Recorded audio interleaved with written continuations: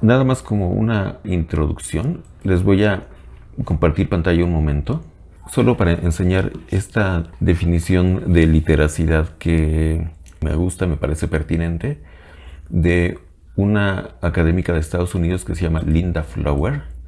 Linda Flower fue una de las teóricas que iniciaron lo que dio pie a la pedagogía de la escritura como proceso. No sé si recuerdan toda esa pedagogía que se basaba en la planeación, escritura del borrador, revisión del borrador, reescritura y hasta publicación. Ajá. Esa didáctica o pedagogía de la escritura como proceso surgió de las investigaciones de Linda Flower.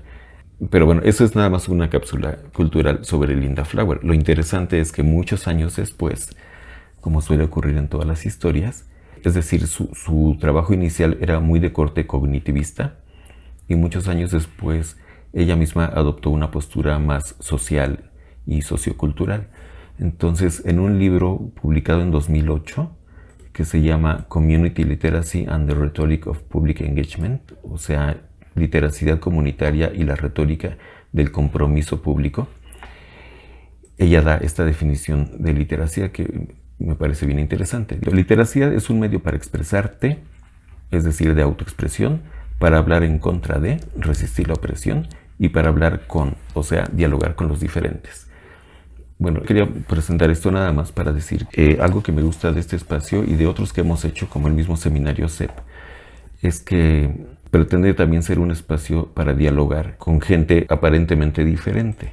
Entonces, con esta pequeña definición, que la dejo ahí, quiero presentar a la maestra Lourdes Caudillo y decir en parte que me da mucho gusto que esté ella aquí y que presente, porque ella pues, es profesora en la Universidad Iberoamericana, donde nos conocemos desde hace años. Hemos colaborado en diversas actividades de formación de profesores dentro de la Universidad Iberoamericana y también en actividades relacionadas con pues, el desarrollo de la literacidad y la literacidad crítica y la literacidad académica entre estudiantes y profesores de la Ibero y de otros lugares.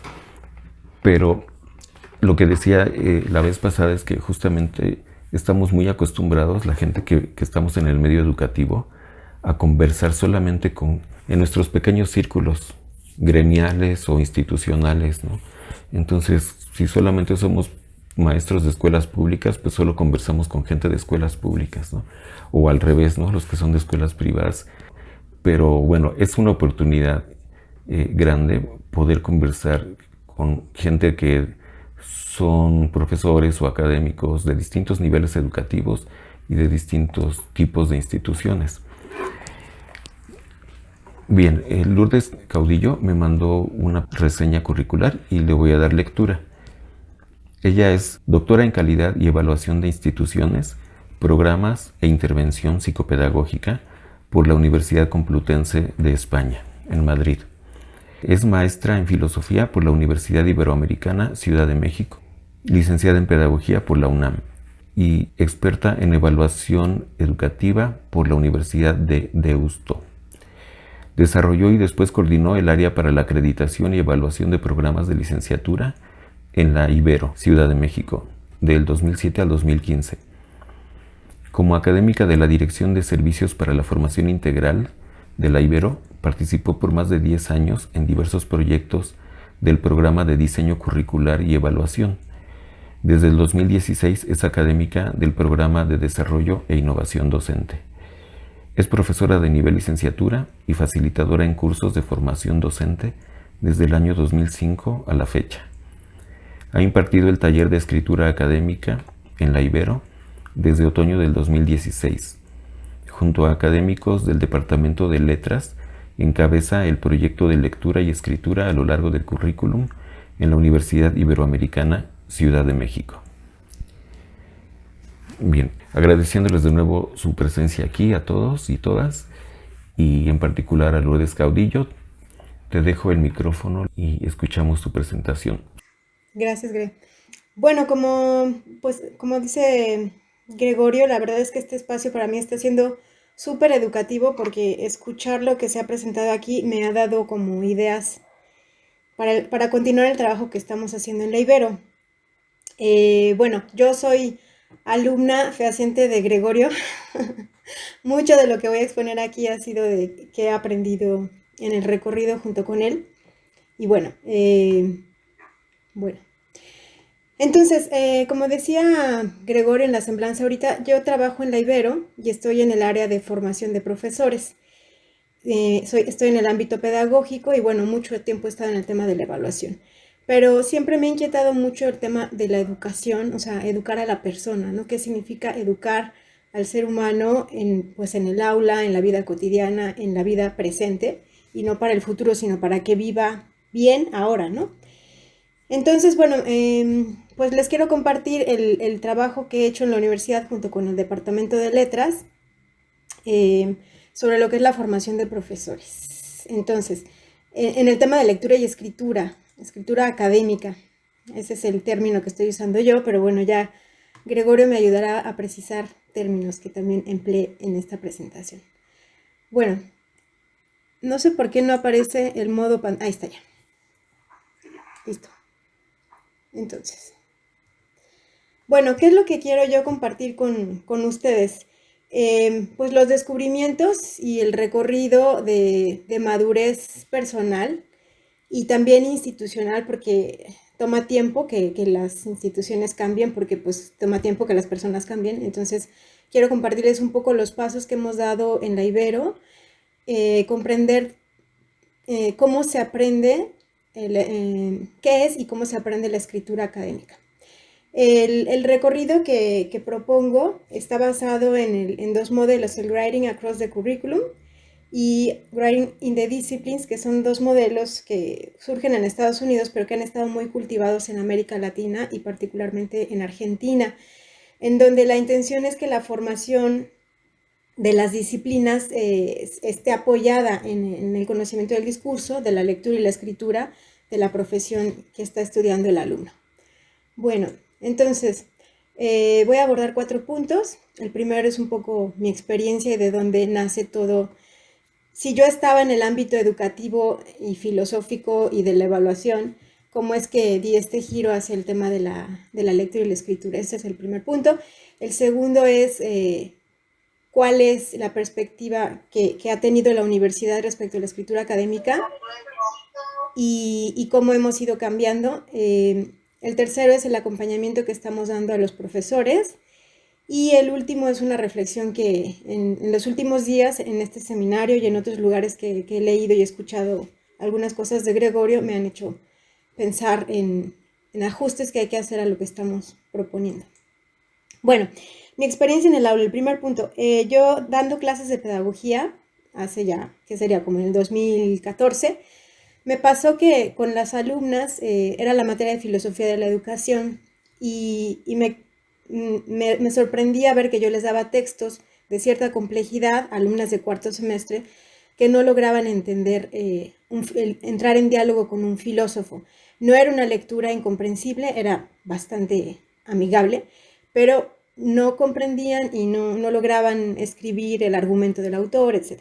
Entonces, con esta pregunta fue que tuve la oportunidad de hacer un año sabático, que fue el año en el que justo conocí a Gregorio, y Gregorio también me presentó con una colega de Estados Unidos, con Susan Meyers, y decidí empezar a investigar o sea, cómo se desarrolla la lectura, la escritura, el pensamiento. De ahí nació mi inquietud. Entonces, quería entender por qué se daba este desencuentro entre lo que yo esperaba que ellas leyeran y cómo lo lograban. Y por qué no lo lograban, ¿no? Entonces, bueno, me fui a Estados Unidos un año y estuve estudiando los modelos de enseñanza y curriculares que tienen en esta universidad, particularmente en la que me invitaron, que es a la Universidad de Seattle, con Susan Meyers. Bueno, a raíz de ese año sabático regresé a la Ibero y me puse a trabajar con el Departamento de Letras para ver qué podíamos emprender como cultura escrita dentro de la Ibero. Doy un poco de contexto de la universidad. Hasta el 2017, justo que regresé y que emprendimos este proyecto, teníamos un enfoque de un modelo muy remedial, es decir, No existía para nada lo que es la escritura académica como un tema de conversación, como tal, o un tema de estudio, un tema de formación. Y sí había una materia el primer semestre que típico era una materia remedial, ¿no? En donde, bueno, les pongo aquí el ejemplo, muy vaga, no se entendía bien qué se esperaba de la materia y por lo tanto, pues los profes igual, ¿no?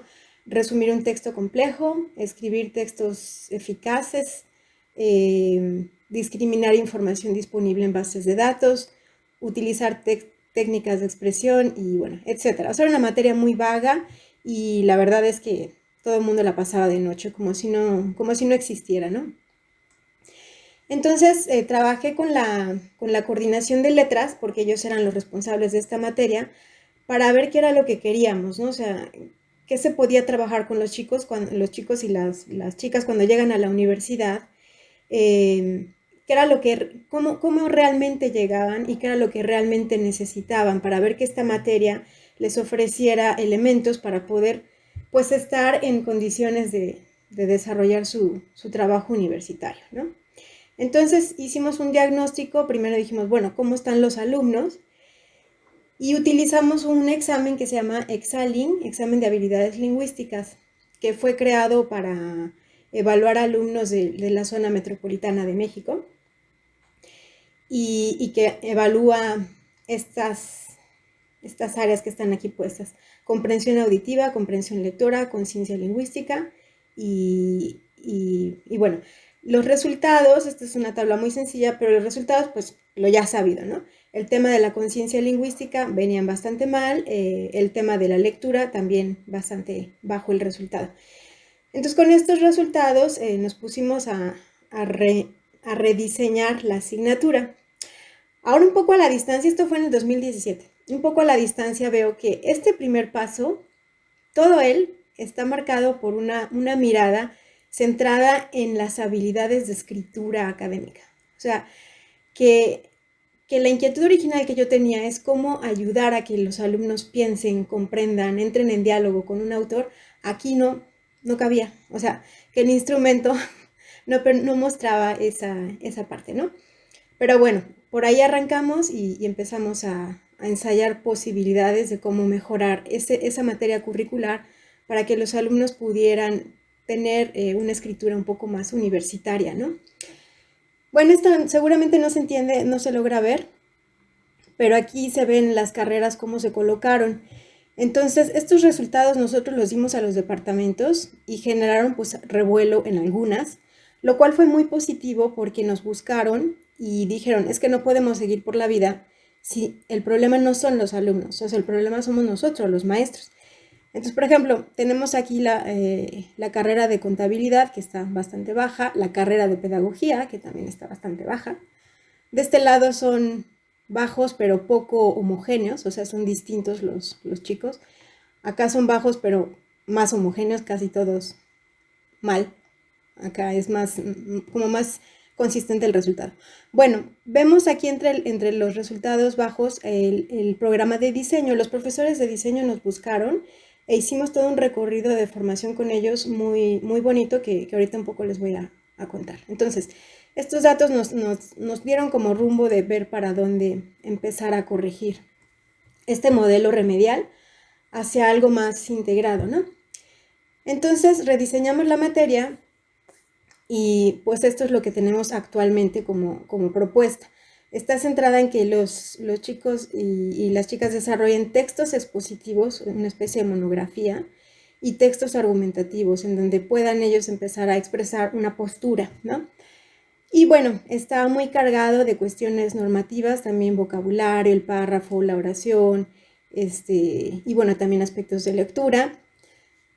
Pero nuevamente, como pueden ver, el enfoque pues es muy como de alfabetización académica, ¿no? Aunque aquí podemos decir que algo ya empieza a perfilarse del lo que el alumno puede empezar a ensayar como su voz. Bueno, esto no sé si se alcanza a ver. Como les acabo de decir, o sea, la mirada está muy puesta todavía en lo que es, bueno, ya no estamos en lo remedial, lo cual me parece muy interesante, o sea, ya no es solo que no saben acentuar o que no saben poner comas, En eso creo que nos hemos movido a nivel universidad, que ya es una preocupación de que la escritura y requiere el pensamiento más complejo.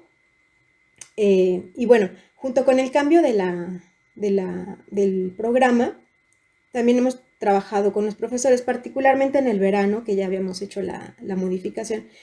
Invitamos a todos los docentes de esta materia a un taller, que fueron 8 horas, en el que participó Gregorio, nos ayudó, nos acompañó, junto con Irma Munguía, también de la UAM.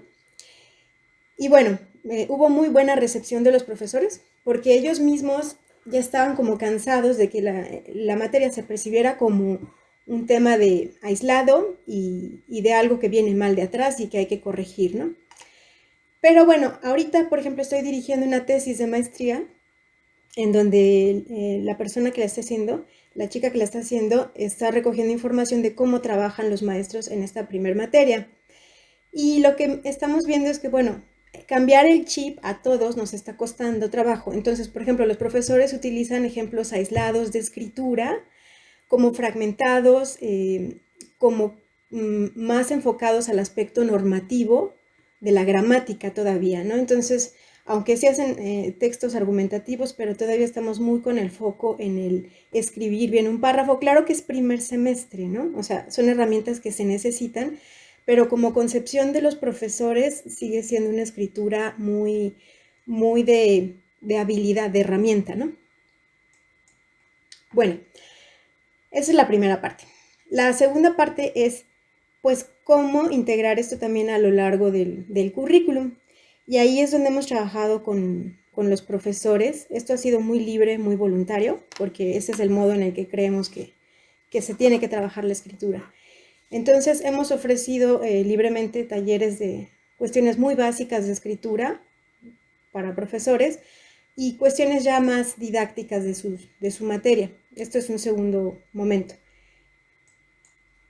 En lo que es el taller de redacción, resulta súper interesante porque siempre es muy taquillero. O sea, se ve que los profesores tenemos la necesidad de que alguien nos ayude a corregir lo que no recibimos en la educación básica o anterior, ¿no?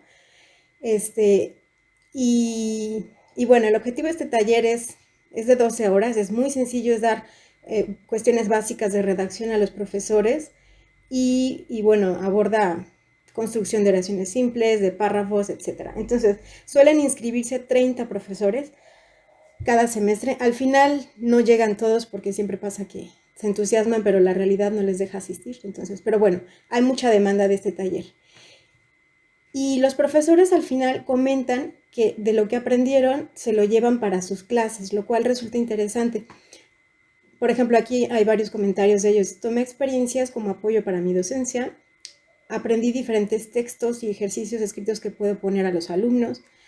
Los conocimientos los puedo aplicar en mis clases. El taller fue útil para estar más atenta en la forma de escribir, redactar, aquí le falta el acento, reglas gramaticales usar y por lo tanto poder retroalimentar o enseñar a nuestros alumnos. O sea, les da como elementos también para que ellos puedan corregir los trabajos escritos de sus alumnos, que a veces ellos ven que están mal, pero no identifican en dónde está el error. Entonces, les ayuda a la retroalimentación, mejorar habilidades y conocimientos de redacción e implementar esto en mis cursos. Entonces, de algún modo, pues enriquece la tarea del profe, porque enriquece al profe, o sea, enriquece su escritura y pues faltaría el paso de cómo esto va vinculado a su desarrollo, al desarrollo de la disciplina, ¿no? de la formación profesional que están dando, pero bueno, contribuye.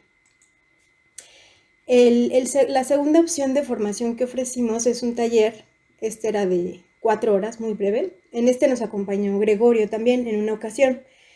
Y la idea era como detonar la experiencia de que la lectura y la escritura son herramientas para aprender a pensar. No es automático que sean herramientas para pensar, pero con ellas se puede aprender a pensar. Entonces, el objetivo sobre todo era que revisaran un poco la propia lectura y la propia escritura y de estas prácticas con miras a lo que les requieren a sus alumnos. Bueno, Los resultados, algunos comentarios de estos profesores es, por ejemplo, replanteé actividades en clase, mi forma de evaluar y la claridad con la que pido actividades y selecciono mis lecturas.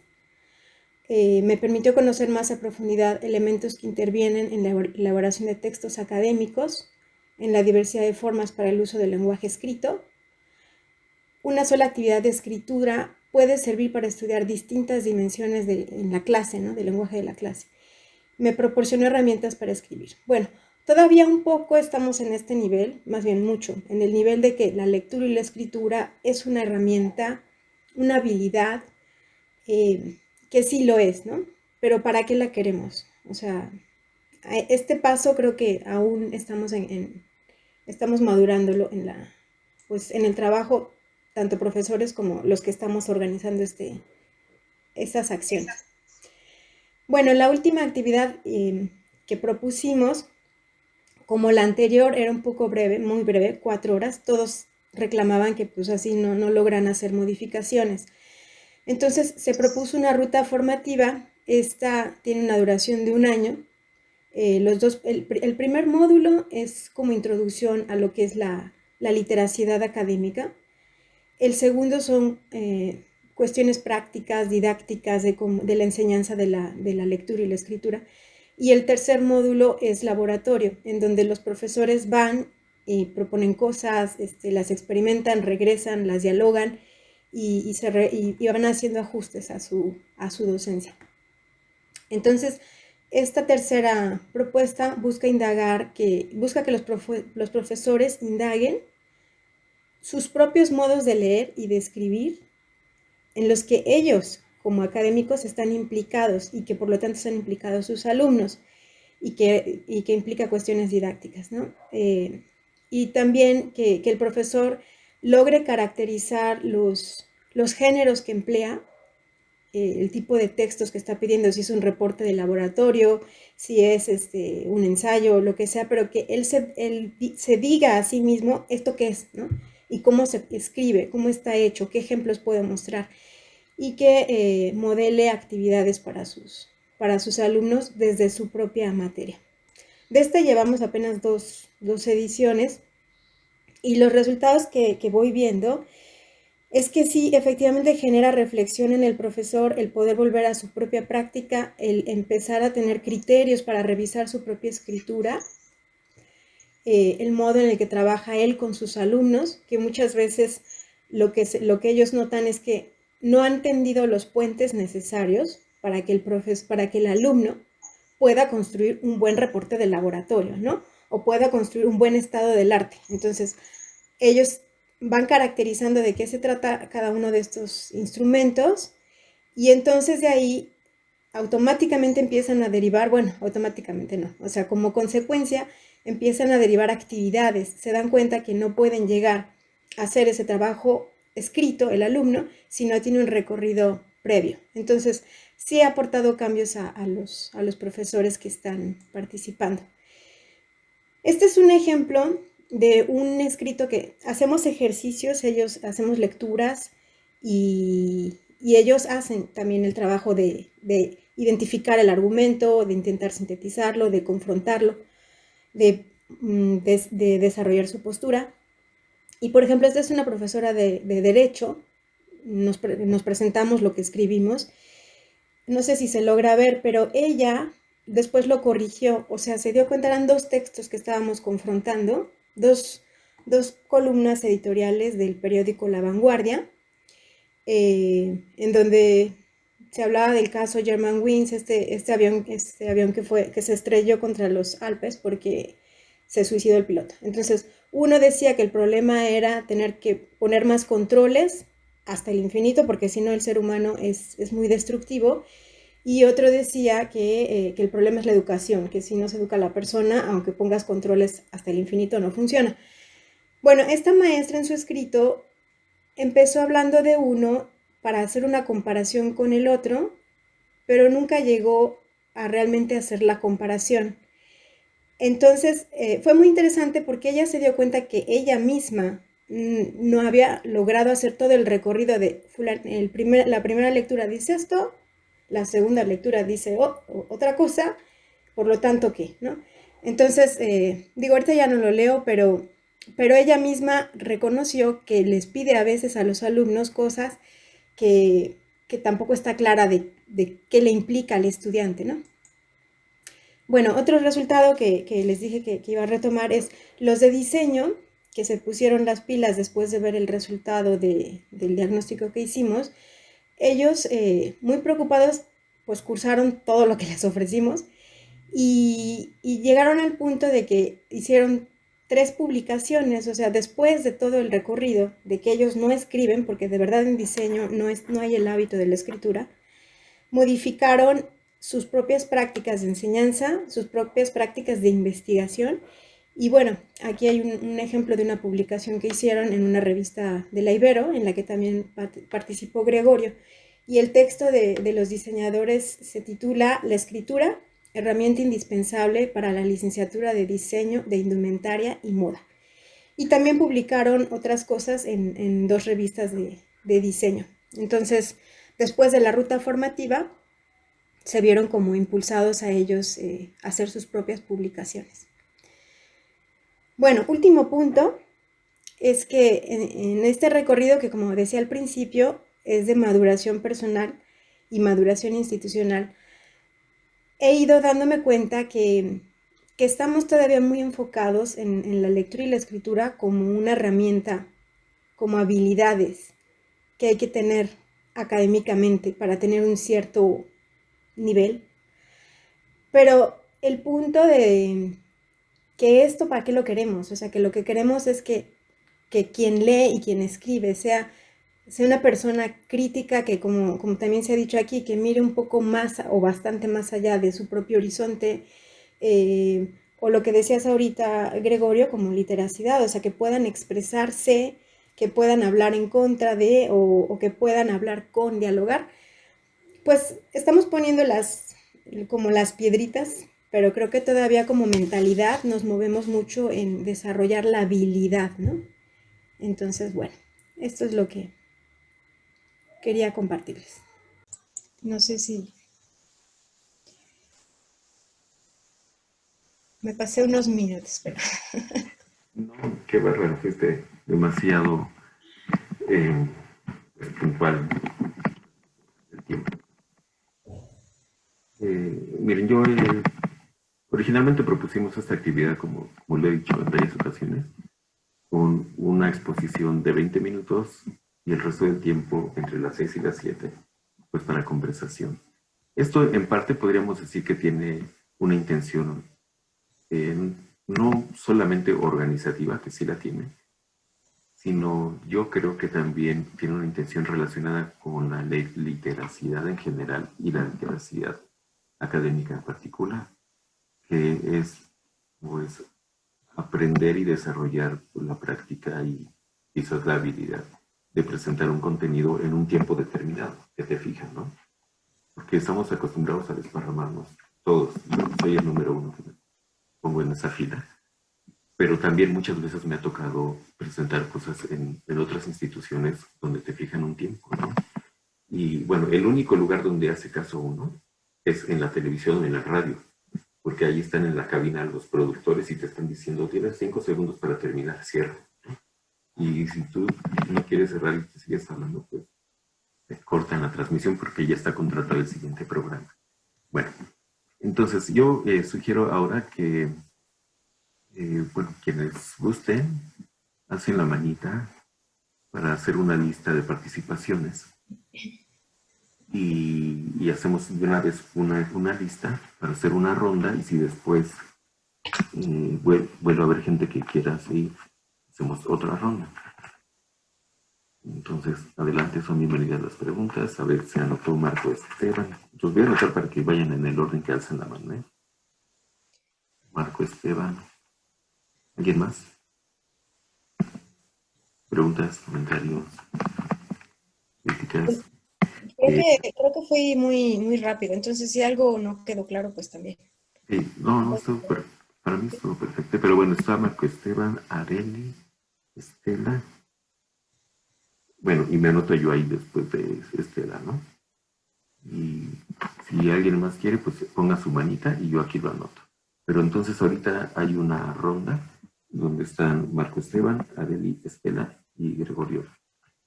Y pues adelante.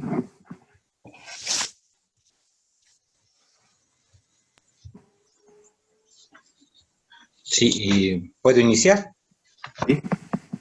Bien,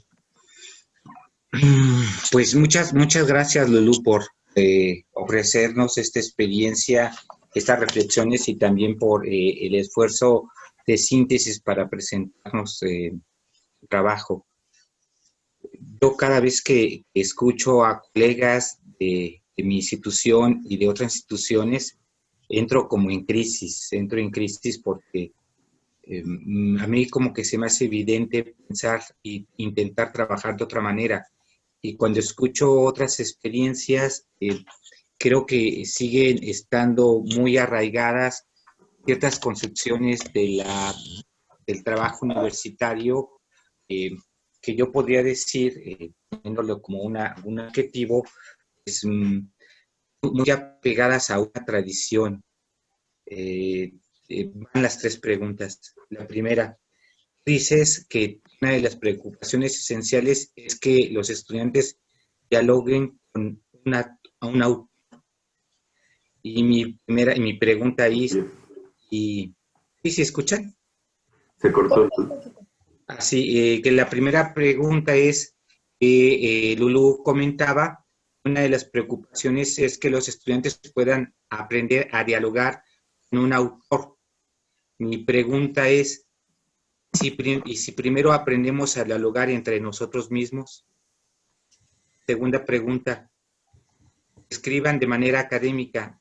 Lo entiendo, sé muy claro qué significa, pero mi pregunta es, ¿y si iniciamos con escribir primero de nosotros mismos para, en efecto, construir nuestra propia voz? La tercera, eso también, la misma experiencia que tienes tú, Lulú, me pasó en la UPN. Los compañeros que trabajan en el posgrado, eh,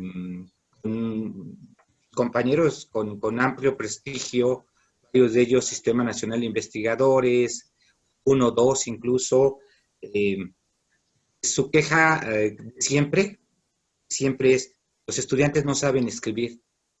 Y algunos dicen, es más, ni saben pensar. Me duele cuando escucho eso. Me duele porque no creo que sea cierto. Yo lo critico porque lo que hacían en la unidad donde yo trabajo es que nos planteaban a quienes trabajamos cuestiones de escritura, de lectura, nos planteaban siempre plantear un curso remedial que los capacitara para que aprendieran a escribir académicamente. Es decir, decía que eso fuera una tarea de, entre comillas, el especialista. Mi reflexión y mi pregunta, ¿acaso el trabajo de la escritura académica no es un trabajo de todos? ¿De qué, Es perdón? decir, es un trabajo de todas y de todos los docentes, todas las asignaturas, todos los espacios, solamente del especialista o a quien le encarga el trabajo remedial. Creo que si no cambiamos esa cultura, vamos a seguir repitiendo estas discusiones que tenemos acá. Eh,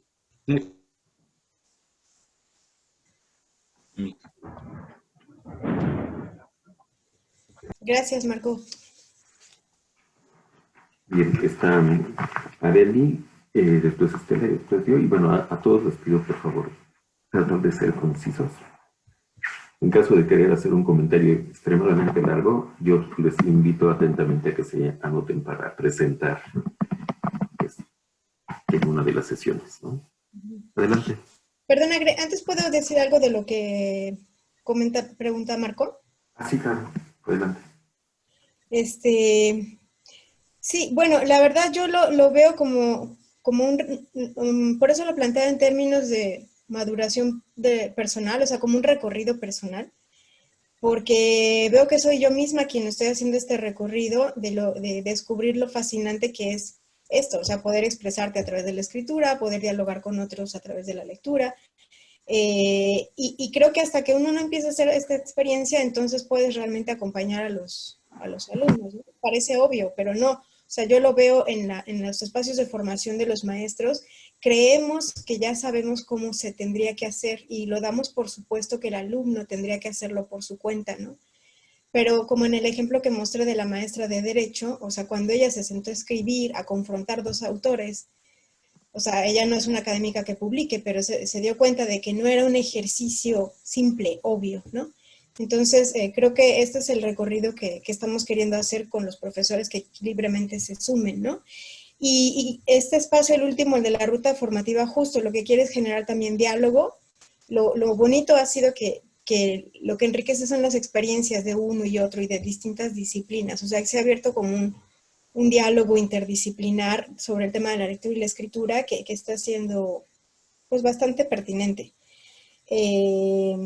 Y bueno, también ahí el tema de la propia voz, pues sí, o sea, pocas veces nosotros escribimos también como profesores, pero bueno, el hecho, a mí me dio mucha alegría ver el testimonio, digamos, de los de diseño, que de plano son como caracterizados como un área donde nunca se escribe porque pues, no se usa, pero que hayan terminado escribiendo 3 publicaciones, o sea, realmente a mí me impresiona este equipo de profesores. Y, y bueno, sí, no sé si respondí. Ah, y no es un trabajo de expertos, no, pues no. O sea, justo por eso empezamos por la materia de primer semestre porque el enfoque era muy remedial en la universidad. Entonces, como empezar a cambiar la perspectiva. Pero ciertamente es un cambio de mentalidad, de cultura que toma tiempo y por eso lo estamos haciendo libremente con quien quiera sumarse a estos espacios de formación. Pero sí, es una tarea de todos, o sea, todos. Listo. Gracias, Lulú. Arely. Disculpen, ¿le puedo ceder mi lugar a Estela y pasar a la siguiente ronda? Es que necesito ir al baño. Está bien. Gracias. Ok, bueno, Lourdes, muchas gracias por tu participación, porque pues siempre genera motivos para pensar, ¿no? Es lo que este espacio me ha dejado, se me hace bien interesante. Y bueno, yo lo que estuve pensando mientras tú expones es precisamente como de qué hablaban en estos talleres, ¿no? Gregorio le dice el tema del tema.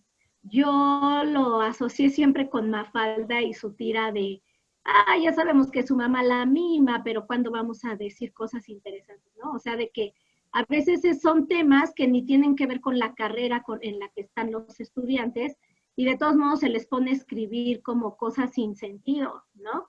A lo mejor para los de diseño no es lo mismo los textos que les pusieron a otras licenciaturas. Entonces, esto como si fue trascendental los textos que escribieron para su propia carrera, ¿no? Y luego, esta situación de la escritura académica que hablaba Gregorio desde la semana pasada, sí, yo también me quedé pensando a qué le estamos llamando escritura académica y sobre todo si ser escritura académica tiene que ver con los espacios en donde se va a leer. O sea, yo puedo pensar la escritura académica cuando la voy a escribir y que sea académica dependiendo de en dónde se va a publicar o a quién se la voy a presentar, porque a veces si es entre colegas del mismo salón, a lo mejor, ¡ay, tu texto!, ¿no? Como que no se le da el título, no sé cómo explicarlo, pero algo así. Y bueno, y la otra es, yo creo que en los talleres y en estos espacios donde se trabaja con la escritura, yo creo que a la par va como generar una conciencia de si te quieres expresar o no te quieres expresar. Yo les decía en mi presentación, cuando Gregorio dice exprisión, si la gente verdaderamente se siente prisionera. O sea, si tienen ganas de escribir, tienen la necesidad, tienen algo que dar a conocer. O sea, ¿cómo se sabe? que la gente sí quiere dar a conocer algo de manera escrita, ¿no? A lo mejor no solo es ponte a escribir, sino, oye, ¿tienes algo que decir a los demás? ¿Qué quieres compartir de lo que has aprendido en tu licenciatura? O sea, yo creo que eso es como algo también bien importante, propiciar ese deseo de poder expresar y que la gente con esta parte que se decía de la agencia, pues también ver si se sienten especialistas en algo, o sea, hasta de tu propia vida. Por eso los ejercicios autobiográficos son los más cercanos a la gente, porque es de donde tiene más conocimiento para escribir, ¿no? Pero bueno, esos serían los puntos que estuve reflexionando para abrir diálogo. Lourdes, muchas gracias. Gracias a ti. ¿Si quieres comentar, Lourdes? Sí. Creo que, o sea, que este es uno de los puntos medulares, el tema de si tienes algo que expresar, ¿no? O algo que decir, porque la escritura académica se entiende como el decir, normalmente la entendemos, veo en el ámbito en el que estoy, con los profes con los que estoy, la entendemos como el decir bien lo que otros han dicho, ¿no? Que lo cites bien, que lo entiendas bien, que lo organices bien, que también tiene su chiste hacerlo, ¿no? O sea, son habilidades que no son simples. Pero todo esto, ¿para qué? O sea, si en el fondo no estás tú diciendo algo, aportando algo, o entendiendo o cuestionando, ¿no? Entonces, parecería que está, pero yo creo que, o sea, te agradezco este comentario, Estelita, porque parece obvio, pero no. Porque en la ruta formativa, o sea, creo que pocas veces hemos puesto este tema, o sea, tú qué tienes que expresar, ¿no? Como profesor. Y estamos como más centrados en qué cosas tienen que leer los alumnos, qué cosas tienen que escribir los alumnos, pero ¿y tú qué tienes que decirles, no? Si tienes algo que escribir también. Los textos de los de diseño sí fueron de sus temas, o sea, sí se metieron a hicieron una investigación de culturas urbanas y el diseño, y lo publicaron en 2 revistas. Entonces, les enriqueció muchísimo porque pues, se pusieron a estudiar, a investigar, a ver cómo se publicaba, nunca habían publicado. Entonces, ellos creo que sí lograron expresar, es un tema que les interesa mucho, cómo se expresa, por ejemplo, en Iztapalapa la moda, o cómo se expresa la moda en el Pedregal, que son distintos, o sea, entonces sí fue un ejercicio bonito para ellos. Pero digo, no es obvio, entonces creo que es un punto que puede dar clave para estos espacios de formación.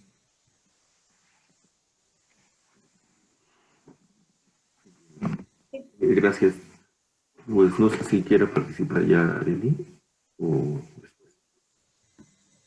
Porque no aparece. Sí, aquí estoy. Gracias. Lourdes, mucho gusto. Y gracias por tu exposición.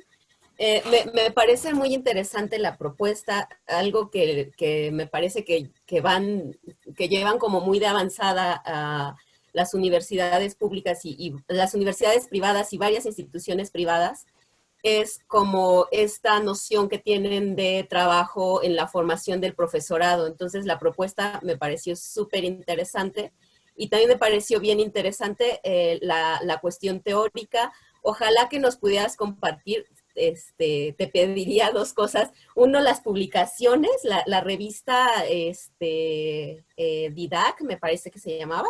Uh-huh. Y bueno, iba a decir bibliografía, pero ya eso es ser muy pediche, ya.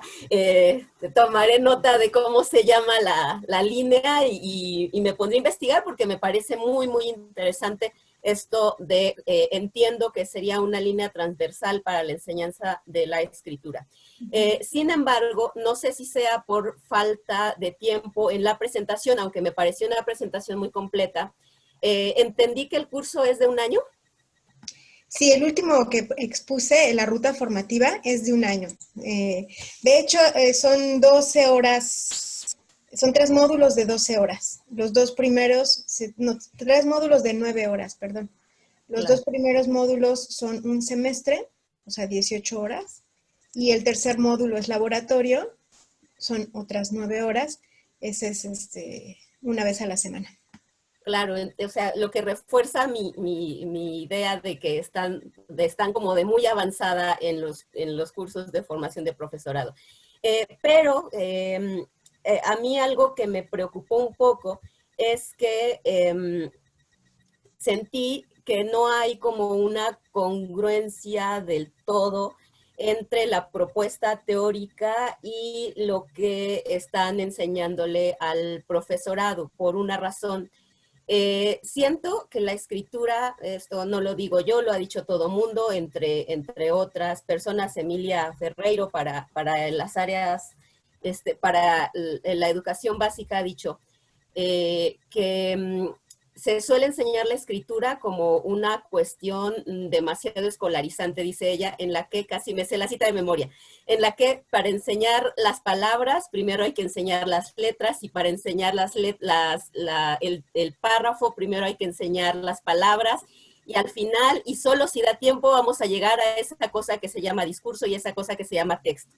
Y a mí esa cita me encanta, porque en efecto, creo que en todos los niveles he visto que adolecen de esta cuestión de por dónde empezamos. Yo que estoy haciendo observación con el nivel bachillerato, veo que sí se empieza ya a romper un poquito la frontera y ya empiezan por el texto y ya no empiezan por cuestiones de ortografía, de sintaxis, del párrafo, sino por cuestiones de coherencia, de cohesión, de qué es el texto. Y justo, si queremos romper con estos paradigmas tradicionales de la enseñanza de la escritura, de ir en este pasito a pasito, de que no podemos pasar a la palabra antes de pasar por las letras, o en otros niveles, no podemos llegar al texto si no te sabes cómo la diferencia entre una oración coordinada y una subordinada. A mí me parece que tendríamos que cambiar nuestros enfoques didácticos.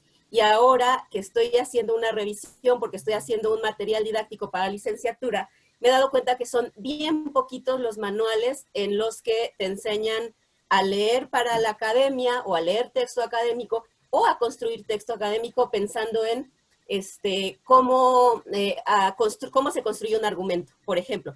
A mí me parecería que si estamos trabajando en la universidad y si queremos que los chicos y chicas dialoguen con los textos universitarios que están leyendo, pues sí habría quizá que empezar, no por el párrafo, no por la oración subordinada de la coordinada, sino quizá por cómo se construyen los argumentos, cómo se estructuran los argumentos, y ya, por último, espero haberlo hecho bien y rápido esta vez. Gracias.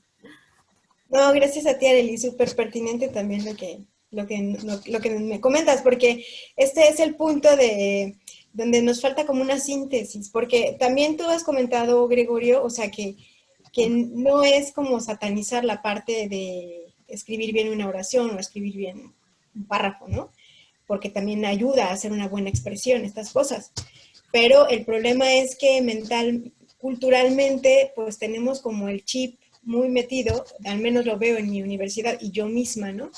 De esta parte de escribir bien, o sea, como que lo importante fuera el escribir bien, ¿no? Entonces, es muy fácil como patinar entre el deseo de enseñar a expresar la voz y la preocupación de escribirla bien. Pero bueno, la vez pasada con la presentación de Estelita, o sea, es tan evidente que cuando permites que sea el sujeto el que empiece a expresar qué hay en él, expresarse, pues viene también la preocupación por decirlo lo mejor posible, ¿no? Y entonces tiene sentido el escribir bien. Pero bueno, es un trabajo, pues, cultural, mental, que al menos a mí me está costando trabajo. Bueno, estaba yo en la lista. Yo creo que parte de lo que va saliendo en estas conversaciones es como identificar algunos puntos en donde de alguna manera hay dudas o incluso diferencias o contradicciones, o por lo menos puntos en los que parece ser que es claro que se requiere más trabajo, más conversación, estudio y diálogo, ¿no? Precisamente. Yo la vez pasada usaba la palabra las dicotomías, porque siento que en el sistema educativo todo el tiempo se está, o sea, como decíamos antes, hace años en la política, se están dando bandazos. bandazos significa que te vas para la izquierda y luego a la derecha y luego a la izquierda y luego a la derecha, así totalmente. Y aquí, en el caso de la enseñanza de la lengua, es muy parecido, ¿no? Porque es claro que en los años 60 y 70 la tendencia dominante era lo que se llamaba, pues, la enseñanza normativa, lo normativo, o sea, la gramática, ¿no? Al menos en educación básica. Y después se pasó al enfoque comunicativo funcional y mandaron a, o sea, se abandonó la enseñanza de la gramática, ¿no? Y entonces ahora todo ya cero hablar y aprender sobre qué es una oración y cómo se forma una palabra y cuál es la diferencia entre oraciones simples y compuestas y coordinadas y subordinadas que dice Araceli. Bueno, ahora, si les preguntas ahora a los estudiantes universitarios, o sea, simplemente decir qué cosa es una oración es muy difícil, ¿sí? Pero se pasó todo el enfoque comunicativo funcional, donde entonces ya el objeto supuestamente eran los textos y las situaciones comunicativas, ¿no? La entrevista, la conversación, exposición, etc. Y ahora se pasó más recientemente a algo que llaman pues el enfoque sociocultural, ¿sí? Como política oficial, y estoy hablando pues de la educación básica, ¿no? Y entonces cuando se pasa al enfoque sociocultural, ahora todo son prácticas sociales de la lengua y todas las prácticas sociales son importantes. Y entonces se trata de que se expresen las personas y entonces ya no importa ni los textos ni la gramática. Esos para mí pues son bandazos porque, bueno, yo lo que creo es que cuando uno usa el lenguaje, no importa en qué contexto y no importa el tipo de texto, en toda forma del lenguaje siempre hay, o sea, siempre hay gramática, siempre hay un tipo de texto y siempre hay una situación social, ¿sí? Entonces, para mí, una manera de resolverlo es poner esas tres cosas. La pregunta que se estuvo planteando ahorita en las últimas intervenciones es, ¿qué enseñamos primero? ¿No?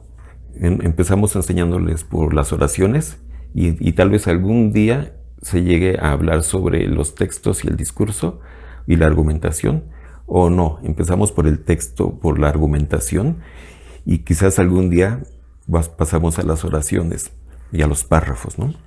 Eso para mí, bueno, a mi juicio, es una manera incorrecta de plantearlo. Creo que esas tres cosas van paralelas en sí, ¿no? Pero bueno, yo aquí como pregunta te lo haría, ¿cómo han ido resolviendo ustedes eso en los dos niveles en que trabajas? Sí, porque ustedes trabajan en el programa de la materia que es para estudiantes, la materia de comunicación oral y escrita, y en el curso o la formación para los maestros, ¿no? En los dos casos tienen que decidir contenidos, ¿no? Objetivos y contenidos. ¿Cómo han abordado este asunto de qué ponemos en esos contenidos para estudiantes o para maestros? ¿Contenidos de lingüística, contenidos de textos o contenidos de discurso y prácticas sociales, ¿no? Y nada más otro comentario es sobre el asunto de un poco también entrando en conversación con Marco Esteban, cuando decimos que se trata de conversar con los autores, y él dice, bueno, ¿por qué no empezar conversando entre ellos, ¿no? Y con uno mismo, diría Estela, a partir de la escritura autobiográfica o personal. Bueno, yo solamente aquí anoto esto. Es importante no perder de vista las diferencias entre educación básica, media y superior, pero digamos, pongamos en solo dos cosas, ¿no? La educación básica y la educación superior. Y una característica que sí es particular de la educación superior es que ahí se están formando especialistas, profesionales, ¿sí? El que estudia una carrera universitaria está estudiando para ser ingeniero, arquitecto, abogado, pedagogo, psicólogo, etc. Y una característica de convertirte en un profesionista es que sepas hablar el lenguaje de tu profesión, ¿sí? Cuando tú ves una persona egresada de una carrera y que no sabe expresar los propios conceptos y términos de su especialidad, pues es como raro, ¿no? Entonces sí se requiere, por lo tanto, adquirir un lenguaje especializado. Y también otras formas de comunicar el conocimiento, ¿no? Construir y comunicar el conocimiento, que es lo que se llaman los textos académicos en parte. Pero ahí, digamos, como pregunta también te lo planteo, ¿cómo van definiendo o redefiniendo lo que son textos académicos o escritura académica, ¿no? Porque tú misma dijiste que por un lado se siguen teniendo como habilidades o como escribir bien lo que otros dicen, ¿no? ¿Cómo lo van redefiniendo o tú cómo lo entiendes? A ver, entonces son dos preguntas. La primera es, ¿cómo hemos ido resolviendo esto de los contenidos o el enfoque lingüístico?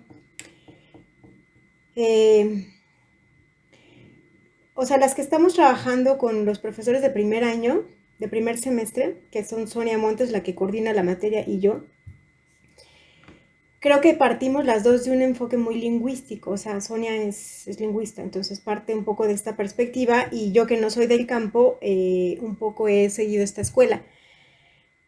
El tema que tenemos en la materia de primer semestre es justo los contenidos. Entonces, los contenidos en sí son lingüísticos en esta primera materia. Entonces, se ve que es un texto argumentativo y se ven ejemplos de textos argumentativos, se ve que es un texto expositivo y se ven ejemplos de estos textos, cómo se escriben, y se pide al alumno que escriba estas cosas, ¿no? En cuanto al texto argumentativo, todo es súper libre, porque el profesor puede pedir al alumno que escoja un tema y que lo estudie y que escriba sobre él, o juntos en el grupo escoger un tema, acordar una lectura, hacerla y sobre ella escribir un argumento. Entonces, el contenido en sí, en la primera materia, puedo decir que es lingüístico. Pero esto deja como corto lo que se decía, o sea, que se hable de temas que sean de interés para el alumno, para la persona, hablando de su profesión, ¿no? O sea, porque ya están en la universidad, entonces tienen que entrar, están llamados a entrar al discurso de su profesión. Entonces, como que esto todavía sigue siendo un hándicap que los deja sigue siendo un perfil poco integrado, digamos, en la profesión, aunque les da elementos para empezar a escribir en su profesión, ¿no? Pero bueno, creo que el ensayo que se les pide, el aspecto argumentativo, ayuda un poco a trabajar la voz del estudiante. En donde más hemos trabajado el enfoque más social, o más desde las disciplinas, ha sido en la ruta formativa y en el otro taller, pero bueno, ese ya no lo damos, es más bien la ruta formativa, porque le pedimos al profesor que revise, que reconozca cuáles son los géneros de su propia disciplina. Y esto ya el contenido se vuelve esto, es decir, que el profesor, puedo afirmarlo sin temor a equivocarme, nunca se ha puesto la pregunta de qué se escribe en administración, quién escribe y cómo escribe, en dónde publica, qué publica. De hecho, hicimos la pregunta a un grupo de profesores de administración y no nos supieron contestar. Nos tuvimos que ver en una siguiente junta para que nos dijeran más o menos qué tipo de géneros utilizan y de qué se trata. Entonces, en la ruta formativa el contenido es más bien este enfoque, o sea, que el profesor empiece a reconocer como los rasgos discursivos de su profesión, para que entonces pueda acompañar al alumno en esta formación. Pero lo que yo veo como limitante es que seguimos en el nivel de cómo se escribe y cómo se dice bien en tu profesión, pero todavía no llegamos al ¿y tú qué dices?, ¿no? O sea, que ese es que tiene que estar junto, ¿no? No es una cosa que viene después, tiene que estar junto, ¿no? Bueno, luego tu otra pregunta era ¿cómo que hay? No sé qué escribí aquí. ¿Cómo constatar y comunicar el conocimiento? Me decías, ¿no? ¿O cuál era la segunda pregunta? Me la repite, por favor, prof. Sí, en parte tiene O que no ver. sé si ya la respondí. Sí, yo decía, retomando un poquito un comentario de Marco Esteban, ¿no? Que él decía, no sé, tú dijiste en tu posición que era importante dialogar con los autores de los textos, ¿no? y que eso era algo que veías que es difícil para los estudiantes. Entonces, que parte del trabajo pedagógico es enseñar o trabajar en el diálogo con los autores. Y Marco dijo, sí, pero ¿por qué no empiezan con dialogar entre ellos? Conversar entre ellos. Entonces, digamos, por ese lado, ¿cómo lo ves tú? ¿Cómo lo piensas ahora? ¿O cómo lo piensan el equipo que está trabajando en esto, ¿no? Hey, sí, bueno, como son distintas disciplinas, no es que se pueda entrar en diálogo con no entramos de hecho en diálogo con los autores de cada disciplina, pero justo por eso es un espacio de diálogo eh, privilegiado, yo diría, el que estén profesores de distintas áreas y, y bueno, el compartir dificultades comunes, eh, el compartir cómo llevan a cabo la enseñanza con sus alumnos. O sea, creo que ahí se abre un diálogo más en el nivel didáctico, más en el nivel de la enseñanza. Ese es el tipo de diálogo que se ha abierto. Pero sí hay una asignatura pendiente en cuanto al aprender a dialogar con un autor, no lo sé. O sea, hacemos varias lecturas, por ejemplo, tenemos una de Paula Carlino, un par de textos de Carlino, Paula Carlino, en donde ella cuestiona pues prácticas docentes que no ayudan al alumno a entrar en el discurso, ¿no? Y esto genera un buen diálogo entre los profesores. Este es un modo de dialogar con Paula Carlino, pero creo que no hemos llegado al punto de reconocer que estamos dialogando con ella. Entonces, a lo mejor por ahí, pero no sé si esto responde. Bueno, un poco.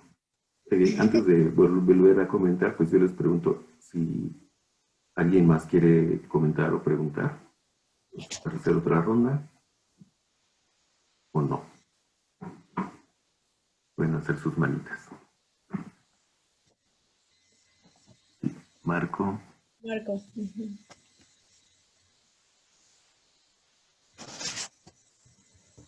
3, 2, 1. Bueno, está Marco y me anoto ahí. Sí, voy. Y es que lo estoy escribiendo. Ya está publicado. Pensé que a lo mejor no tendríamos esta posibilidad de entender. Pues bueno, yo creo que aquí, y eso me parece interesante, que tengamos la posibilidad incluso de disentir y de tener puntos diferentes. Me parece interesante. Bueno, yo he de confesar que mucho de lo que he estado pensando ha sido a partir de lo que también Gregorio ha escrito. Entonces, creo que tal vez yo he tomado una posición muy radical en estos casos y bueno, la sostengo además. Yo estoy trabajando ahorita en la licenciatura en Pedagogía y en Psicología, con estudiantes de la Universidad Pedagógica Nacional. Ahora no estoy trabajando con maestros, fue un poco la experiencia que yo compartí cuando me tocó. Estoy trabajando con jóvenes que asisten a la unidad, está ubicada en la Gustavo Madero. Los estudiantes son de Catepec, son de Chalco, son de la Gustavo Madero, de la Venustiano Carranza, ¿cómo se llaman? Los Reyes de la Paz, de Chimalhuacán, entre otras, son las zonas con los que más trabajamos, ¿no? Entonces, a mí sí me preocupa, y yo se los comparto. Entiendo que nosotros tenemos una responsabilidad como académicos, es cierto. Pero también, por eso yo compartía este texto de Elsie Rowell, Los usos magisteriales de la lengua escrita. En ese texto, y vuelvo a insistir, ya lo había dicho, Elsie Rowell plantea cuáles son las prácticas que nosotros tenemos, o sea, nosotros académicos. Y entonces nosotros nos convertimos en el modelo. Quisiéramos que aquellos que no saben fueran como nosotros y no pensamos sobre ellos. Sí, yo entiendo que tienen que dialogar con los autores, que tienen que tener un dominio. Eso es cierto y es innegable. Finalmente se hace. Pero yo creo que hay muchas maneras para llegar a eso. Ese es el detalle. Si seguimos utilizando las mismas estructuras, creo que va a ser complicado. Y aquí tenemos una ventaja, es cierto. hablamos entre académicas y académicos.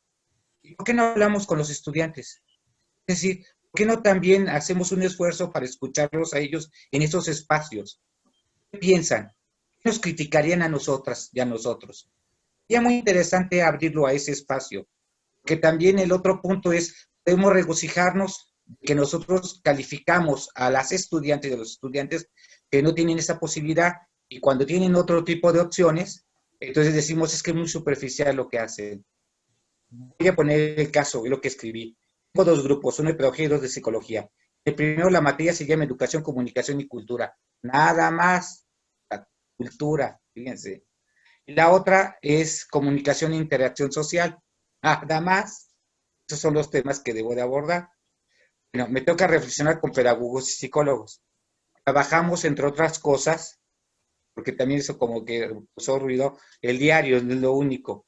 Elena ha expresado sus ideas. Ayer, en el grupo de comunicación e interacción social de psicología, Nayeli decía, es la primera vez que expreso lo que pienso en un grupo. Es la primera vez que expreso lo que pienso en un grupo, en la universidad. Y sé que van a decirnos, es que eso lo tienen que haber hecho en educación básica. Y si no lo han hecho. Otra, Ariane, en esa misma discusión decía, a mí me da miedo hablar, porque siempre que hablo, me descalifican mis profesores o mis propios compañeros. Y lo dejo nada más. Gracias. Gracias, Marco. Bueno, no sé si quieras comentar, Lourdes. No, es interesante este punto de escuchar al estudiante, no es mala idea, ¿no? O sea, también en conversar con ellos, o sea, ¿qué perspectiva tienen? Bueno, y además yo creo que estamos... Sí, yo creo que estamos justamente en la época, en este momento histórico, en general y en particular en este momento de la revisión y el repensar lo que son los sistemas educativos, la escuela como institución y las escuelas a distintos niveles. Es muy claro que precisamente se ha planteado la necesidad de escuchar las voces de los que nunca se han escuchado, ¿no? Ese es el centro, la esencia del concepto de descolonización en sí. Y fíjense, nosotros hicimos ese seminario, no sé, hace más de 10 años empezamos con eso, pero es hasta ahorita que en muchos lugares se están empezando a hablar de descolonización. Lo sé porque últimamente hasta me están invitando a dar pláticas y conferencias sobre eso, ¿no? Pero ¿cuál es el 20 que está cayendo socialmente? Que en la historia humana y en particular en la historia de nuestros países ha habido un montón de sectores sociales, agentes sociales que no han tenido voz, ¿no? Que no hay espacios para decir lo que ellos piensan, sienten, creen, quieren o no quieren, ¿no? Así que no me extrañaría que próximamente se comenzaran a abrir espacios de diálogo, conversación y discusión en donde participen profesores y estudiantes. Yo señalé al inicio de esta serie y de la sesión de hoy en particular que eso es algo que nos importa, que eso es algo que le da la riqueza a esto, ¿no? Que estamos dialogando entre gente que nunca dialogaba, maestros de primaria y maestros de universidad, maestros de escuelas públicas y de escuelas privadas, por ejemplo. Pero efectivamente sería bueno pensar cómo hacemos conversaciones auténticas en donde ahora también estén estudiantes y profesores. Y bueno, sobre lo que escribió Marco y comentó, que puso aquí en el... Bueno, ya se fue a otra reunión, pero bueno, igual lo comento.